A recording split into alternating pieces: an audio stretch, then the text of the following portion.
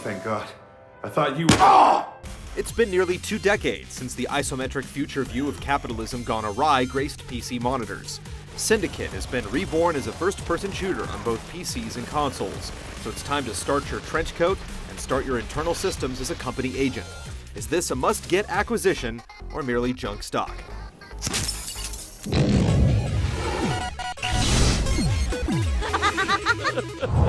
Thanks for coming. Eurocorp is a hot new product, and it's you, Agent Miles Kilo. You're a guinea pig beta tester of a new chip that's sure to give you and your board of directors an edge. Fittingly enough, your first assignment is to liquidate an opposing company asset, Wetwork style, who, thanks to the channels of corporate espionage, knows all about your special hardware. From there, the thread of conspiracy continues to unravel, with certain key cast members affecting double crosses in the course of reaching the easily divined conclusion.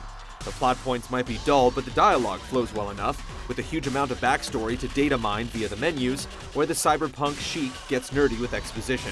The story lacks a grand scope, yet still manages to convey content worth experiencing. It's rote, but ultimately rings true. He did well, but I'm still tweaking it.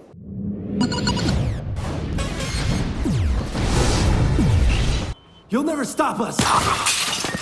The wheeling and dealing of Syndicate plays out over the course of 20 chapters, with every 3 or 4 comprising a mission arc. While there are a few one-note chapters, like the tutorial or the non-combative exploration of the slums of New York, the majority have you shooting your way to your objective, and maybe netting an upgrade chip in the process.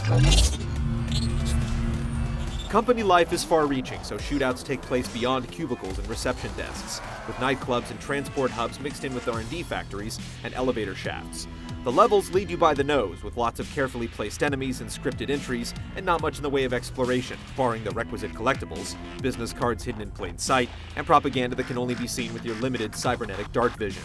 Occasional environmental puzzles require hacking things from afar, and end up feeling like cute speed bumps instead of clever roadblocks, which is just as well for the game's fast pace, though a couple of more thoughtful set pieces would have helped reinforce the game's cyberpunk vibe.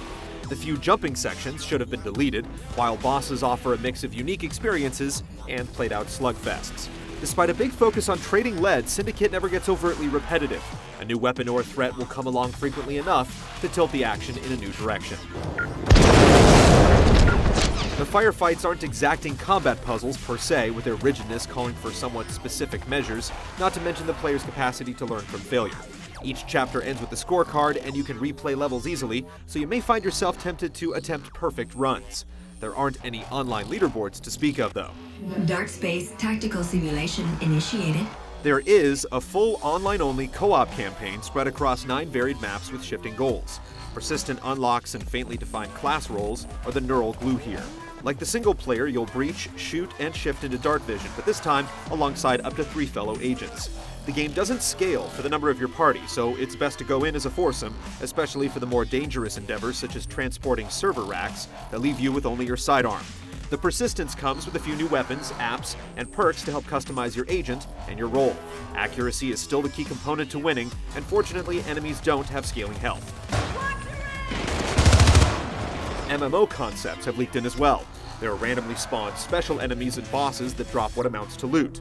Healing each other is another big focal point, and it's done by breaching your comrades, which can take some time to get used to. Helping out also yields experience points, so don't shirk being a team player. The systems at play also have you researching weapon and app upgrades, as well as improvements to your neural net of perks. The co-op is certainly grindy, but big maps and challenging skirmishes make it easy to go for an extra lap or two as you unlock more abilities and difficulty tiers. Need a reboot!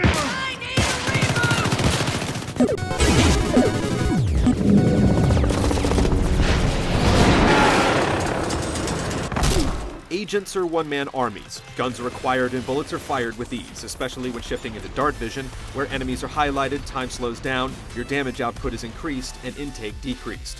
Dark vision only lasts a few seconds before it needs to recharge, so it has to be used sparingly and smartly. Combined with some choice firearms like the Gauss gun that curbs bullet trajectories to hit targets, the quick trips to the vector view are copacetic.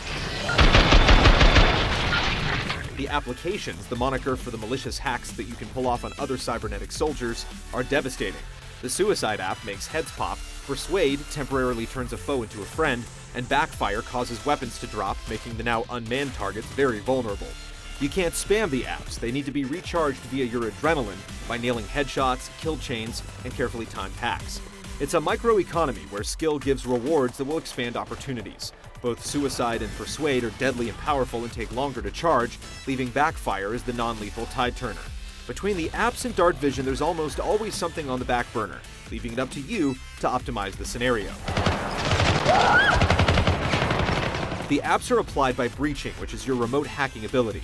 While apps need time to charge, breaching is unlimited and is also used to override turrets, shut down shields, and move elevators. Outside of combat, there's little more than the aforementioned puzzles. In combat, there's always the soldiers and a smattering of devices to hack. Breaching consists of simply holding down a button, so it's effortless to perform it on whatever pops up. Small on-screen accompanying text will disappear once you've done so, however, making it easy to miss what exactly you just breached while under the duress of fire. There's not all that much to manipulate, so it's a shame if you miss the payoff.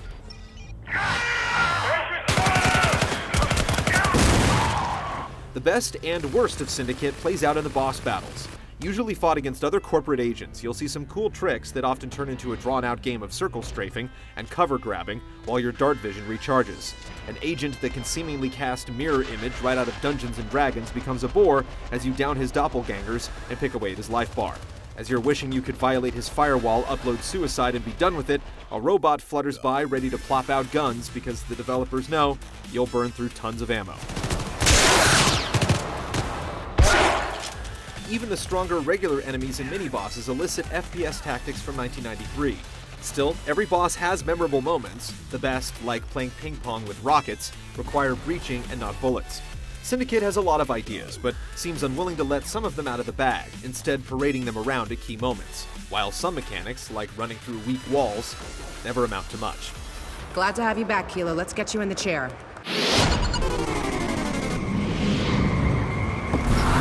And this guy, he just keeps on surprising us. Business is blooming, literally and technically. The world glows from an overabundance of electronics on display, and the world glows from plenty of post-processing. The look is corporate clean, with the latter excursions to the streets getting a little more grimy. Sterile as it may be, scenes can become muddled, even out of Dark Vision, with HUD-like floating tags appended to the most inane non-interactive objects. Animations, and particularly faces, look good, with developer Starbreeze hamming it up with the first-person theatrics with jumps, slides, and death throws. Enemies also know how to die in style, like when being bisected by a chain gun. The celebrity voice cast brings believability to the script, even with the cardboard characters. This future might not be space age, but will satisfy the cyberpunk crowd, from the William Gibson crew to Skrillex fans on the ready to remix his remix of the Syndicate theme. Okay, it's time to wake up.